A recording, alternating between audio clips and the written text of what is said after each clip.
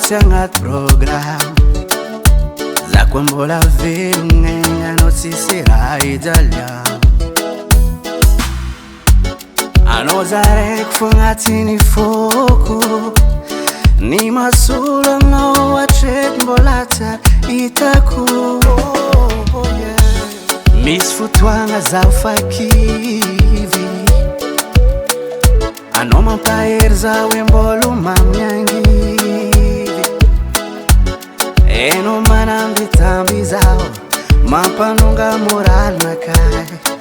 anao rô fitiavagna nampetraka amy tragno bongo na tsy managna mamondo angatahintsika amy tompo ela velogna antsika re nampetraka amy tragno bongo na tsy managna mamondo angatahintsika amy tompo ela velogna antsika re forever forever forever takwania forever forever forever takwania naravulang fatieko falilwata tifoko mahazunundaha na vatiko heno tiabisera hatiako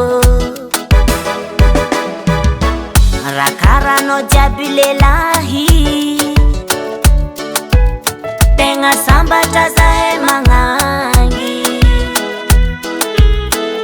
isora kuzanga hari ni fanojanoza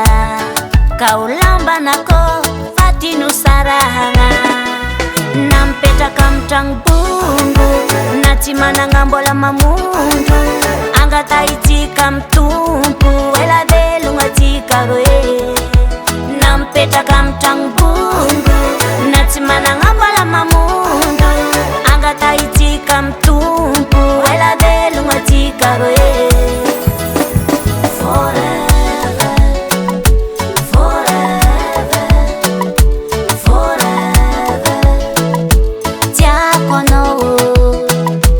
forever forever forever tiakono